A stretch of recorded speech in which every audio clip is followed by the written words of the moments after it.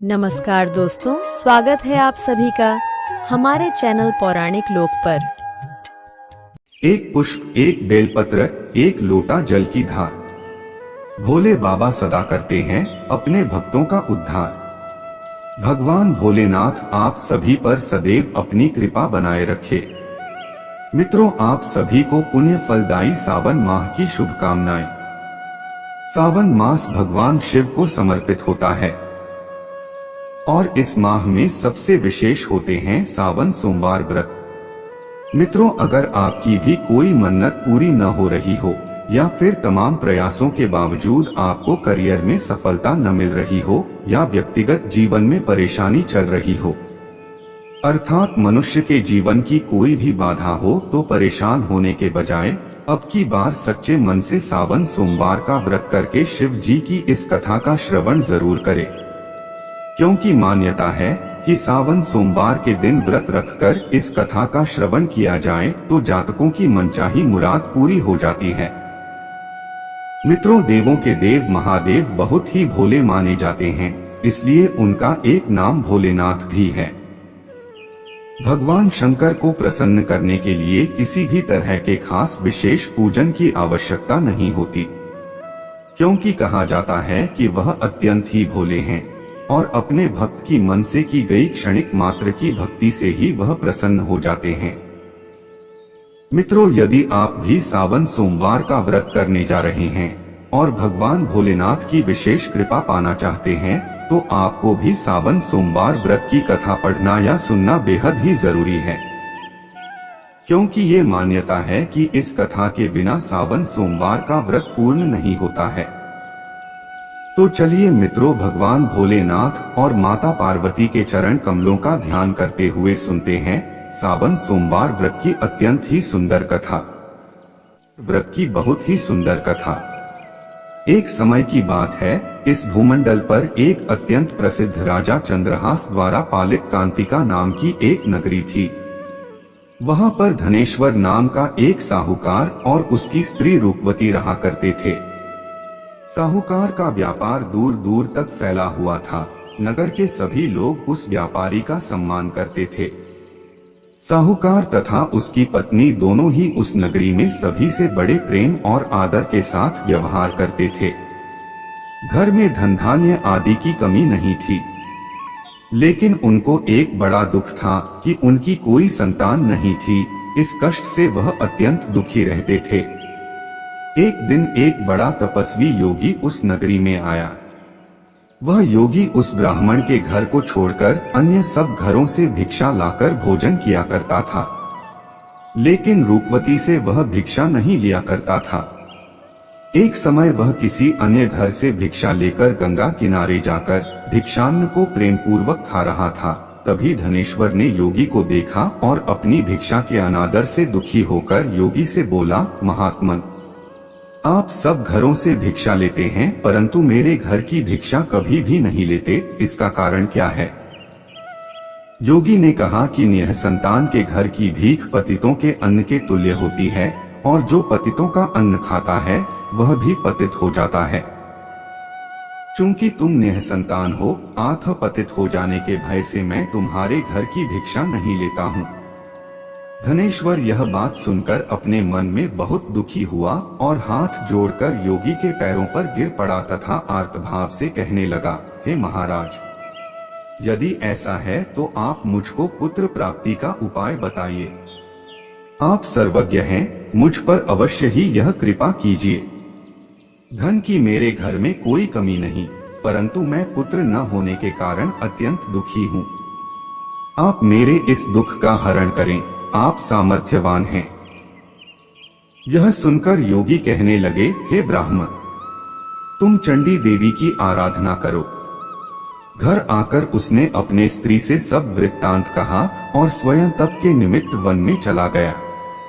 One में जाकर उसने चंडी देवी की उपासना की और उपवास किया। चंडी देवी ने 16वें दिन उसको स्वप्न में दर्शन दिया और कहा, हे धनेश्वर, तुझे पुत्र होगा, परंतु वह 16 वर्ष की आयु में ही मृत्यु को प्राप्त हो जाएगा। यदि तुम दोनों पति पत्नी 32 पूर्णमासियों का व्रत विधिपूर्वक करोगे तो वह दीर्घायु होगा। जितनी तुम्हारी सामर्थ्य हो उतने आटे के दिए बनाकर शिवजी का पूजन करना और पूर्णमासी का व्रत रखना। प्रातः काल होने पर इस स्थान के समीप ही तुम्हें एक आम का वृक्ष दिखाई देगा। उस पर चढ़कर एक फल तोड़कर शीघ्र अपने घर चले जाना और अपनी स्त्री से सब वृत्तांत कहना। जब वह श्री शंकर जी का ध्यान करके उस फल को खा लेगी तब भगवान शंकर की कृपा से वह गर्भवती हो जाएगी। जब वह ब्राह्मण प्रातः काल उठा तो उसने उस स्थान के पास ही एक आम का वृक्ष देखा जिस पर एक आम का फल लगा हुआ था। उस ब्राह्मण ने उस आम के वृक्ष पर चढ़कर उस फल को तोड़ने का प्रयत्न किया, परंतु कई बार प्रयत्न करने पर भी वह वृक्ष पर न चढ़ पाया। तब उस ब्राह्मण को बहुत चिंता हुई और वह विघ्न विनाशक श्री गणेश जी की वंदना करने लगा और बोला, हे दयानिधे, अपने भक्तों के विघ्नों का नाश करके उनके मंगल कार्य को करने वाले, दुष्टों का नाश करने वाले, रिद्धि सिद्धि को देने वाले, आप मुझ पर कृपा करके इतना बल दें कि मैं अपने मनोरथ को पूर्ण कर सकूं। इस प्रकार गणेश जी की प्रार्थना करने पर उनकी कृपा से धनेश्वर वृक्ष पर चढ़ गया और उसने एक अति सुंदर आम का फल देखा। उसने विचार किया कि जो वरदान से फल मिला था वह यह है और कोई फल दिखाई नहीं देता। उस धनेश्वर ब्राह्मण ने जल्दी से उस फल को तोड़कर अपनी स्त्री को लाकर दिया और उसकी स्त्री ने अपने पति के कथनानुसार उस फल को खा लिया। इसके पश्चात वह गर्भवती हो गई। देवी जी की असीम कृपा से उसे एक अत्यंत सुंदर पुत्र की प्राप्ति हुई जिसका नाम उन्होंने देवीदास रखा। माता पिता के हर्ष और शोक के साथ वह बालक शुक्ल पक्ष के चंद्रमा की भांति बढ़ने लगा। भवानी की कृपा से वह बालक बहुत ही सुंदर, सुशील और पढ़ने में बहुत ही निपुण हो गया। चंडी देवी की आज्ञानुसार उसके माता पिता ने 32 पूर्णमासी का व्रत रखना प्रारंभ कर दिया था जिससे उसका पुत्र दीर्घायु हो जाए। 16वां वर्ष लगते ही देवीदास के माता पिता को बड़ी चिंता हो गई कि कहीं उनके पुत्र की इस वर्ष मृत्यु न हो जाए। इसलिए उन्होंने अपने मन में विचार किया कि यदि यह दुर्घटना उनके सामने हो गई तो वे कैसे सहन कर सकेंगे। उन्होंने देवीदास के मामा को बुलाया और कहा कि हमारी इच्छा है कि देवीदास 1 वर्ष तक काशी में जाकर विद्याध्ययन करे और हम उसको अकेला भी नहीं छोड़ना चाहते, इसलिए साथ में तुम चले जाओ और 1 वर्ष के पश्चात इसको वापस लौटा लाना। सब प्रबंध करके उसके माता पिता ने काशी जाने के लिए देवीदास को एक घोड़े पर बैठाकर उसके मामा को उसके साथ विदा कर दिया। धनेश्वर ने अपनी पत्नी के साथ अपने पुत्र की मंगल कामना तथा दीर्घायु के लिए भगवती दुर्गा की आराधना और पूर्णमासियों का व्रत करना आरंभ कर दिया। इस प्रकार उन्होंने 32 पूर्णमासी का व्रत पूरा किया। कुछ समय पश्चात एक दिन वह दोनों मामा और भांजा मार्ग में रात्रि बिताने के लिए किसी ग्राम में ठहरे हुए थे। उस दिन उस गांव में एक ब्राह्मण की अत्यंत सुंदरी, सुशीला, विदुषी और गुणवती कन्या का विवाह होने वाला था। जिस धर्मशाला के अंदर वर और उसकी बारात ठहरी हुई थी, उसी धर्मशाला में देवीदास और उसके मामा भी ठहरे हुए थे। संयोगवश कन्या को तेल आदि चढ़ाकर मंडप आदि का कृत्य किया जा रहा था, लेकिन लगन के समय वर को धनुर्वात मतलब एक वायु रोग जिसमें शरीर धनुष की तरह झुककर टेढ़ा हो जाता है हो गया। इस कारण वर के पिता ने अपने कुटुंबियों से परामर्श करके निश्चय किया कि यह देवीदास मेरे पुत्र जैसा ही सुंदर है, मैं इसके साथ ही लग्न करा देता हूँ और बाद में विवाह के अन्य कार्य मेरे लड़के के साथ हो जाएंगे। ऐसा सोचकर उन्होंने देवीदास के मामा से जाकर बोला कि तुम थोड़ी देर के लिए अपने भांजे को हमें दे दो, जिससे विवाह के लग्न के सारे कृत्य सुचारू रूप से हो सके। तब उसका मामा कहने लगा कि जो कुछ भी कन्यादान के समय वर को मिले वह सब हमें दे दिया जाए, तो मेरा भांजा इस बारात का दूल्हा बन जाएगा। यह बात वर के पिता ने स्वीकार कर ली और उसने अपने भांजे को वर बनने के लिए भेज दिया और उसके साथ सब विवाह कार्य रात्रि में विधिपूर्वक संपन्न हो गया। पत्नी के साथ वह भोजन न कर सका और अपने मन में सोचने लगा कि न जाने यह कैसी स्त्री होगी। वह एकांत में इसी सोच में पड़ गया तथा उसकी आंखों में आंसू आ गए। तब वधू ने पूछा कि क्या बात है, आप इतने उदासीन व दुखी क्यों हो रहे हैं? तब उसने सब बातें जो वर के पिता व उसके मामा में हुई थीं उसको बतला दी। तब कन्या कहने लगी कि यह ब्रह्मा विवाह के विपरीत कैसे हो सकता है। देव, ब्राह्मण और अग्नि के सामने मैंने आपको ही अपना पति बनाया है, इसलिए आप ही मेरे पति हैं। मैं आपकी ही पत्नी रहूंगी, किसी अन्य की कदापि नहीं। तब देवीदास ने कहा, ऐसा मत करिए, क्योंकि मेरी आयु बहुत कम है। मेरे पश्चात आपकी क्या गति होगी, इन बातों को अच्छी तरह विचार लो। परंतु वह दृढ़ विचार वाली स्त्री थी, बोली कि जो आपकी गति होगी वही मेरी गति होगी। हे स्वामी, आप उठिए और भोजन करिए, आप निश्चय ही भूखे होंगे। इसके बाद देवीदास और उसकी पत्नी दोनों ने भोजन किया तथा शेष रात्रि वे सोते रहे। प्रातःकाल देवीदास ने अपनी पत्नी को 3 नगों से जड़ी हुई एक अंगूठी दी, एक रुमाल दिया और बोला, हे प्रिय, इसे लो और संकेत समझकर स्थिर चित्त हो जाओ।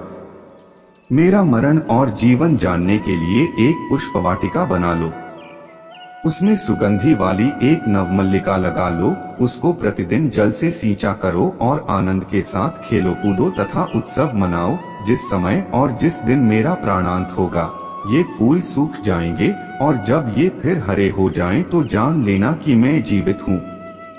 यह समझाकर वह चला गया।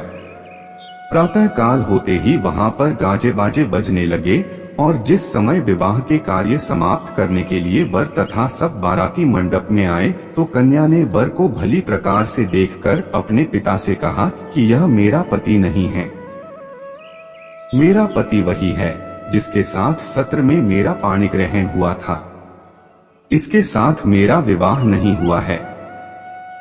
यदि यह वही है तो बताए कि मैंने इसको क्या दिया। मधुपर्क और कन्यादान के समय जो मैंने भूषणादि दिए थे उन्हें दिखाए तथा रात में मैंने क्या गुप्त बातें कही थीं, वह सब सुनाए। पिता ने उसके कथनानुसार वर को बुलवाया गया। कन्या की यह सब बातें सुनकर वह कहने लगा कि मैं कुछ नहीं जानता। इसके पश्चात लज्जित होकर वह वहां से चला गया और सारी बारात भी अपमानित होकर वहां से लौट गई। भगवान श्री कृष्ण बोले, हे माता, इस प्रकार देवीदास काशी विद्याध्ययन के लिए चला गया। जब कुछ समय बीत गया तो काल से प्रेरित होकर एक सर्प रात्रि के समय उसको डसने के लिए वहां पर आया। उस विषधर के प्रभाव से उसके शयन का स्थान चारों ओर से विष से विषैला हो गया, परंतु व्रत के प्रभाव से उसको काट न पाया, क्योंकि पहले ही उसकी माता ने 32 पूर्णिमा का व्रत कर रखा था।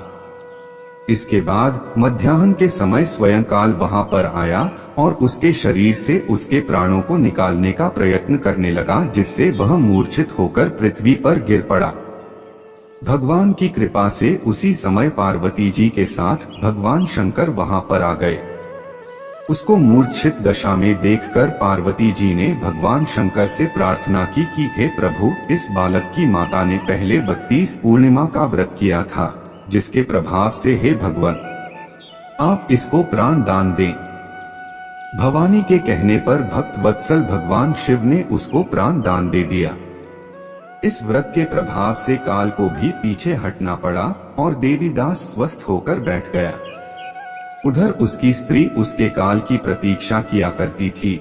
जब उसने देखा कि उस पुष्प वाटिका में पत्र पुष्प कुछ भी नहीं रहे तो उसको अत्यंत आश्चर्य हुआ, और जब वह वैसे ही हरी भरी हो गई तो वह जान गई कि वह जीवित हो गए हैं।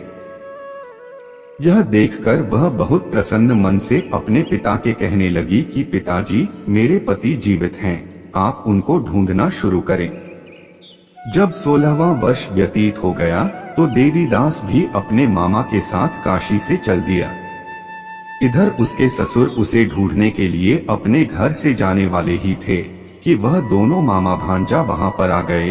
देवीदास को आता देखकर उसका ससुर बड़ी प्रसन्नता के साथ अपने घर में ले आया। उस समय नगर के निवासी भी वहां इकट्ठे हो गए और सबने निश्चय किया कि अवश्य ही इसी बालक के साथ इस कन्या का विवाह हुआ था। उस बालक को जब कन्या ने देखा तो पहचान लिया और कहा कि यह तो वही है जो संकेत करके गया था। तदुपरांत सभी कहने लगे कि भला हुआ जो यह आ गया, और सब नगरवासियों ने आनंद मनाया। देवीदास इसके बाद अपनी पत्नी और मामा को लेकर वहां से अपने माता पिता के पास आने को चल दिया। उसके ससुर ने भी उसे बहुत सारा धन और दहेज दिया। इधर साहूकार और उसकी पत्नी भूखे प्यासे रहकर बेटे की प्रतीक्षा कर रहे थे। उन्होंने प्रण कर रखा था कि यदि उन्हें अपने बेटे की मृत्यु का समाचार मिला तो वह भी प्राण त्याग देंगे। उसी रात को भगवान शिव ने साहूकार के स्वप्न में आकर कहा कि साहूकार, मैंने तेरी भक्ति और सच्ची श्रद्धा से प्रसन्न होकर तेरे पुत्र को लंबी आयु प्रदान की है, इसलिए अब तू निश्चिंत हो जा।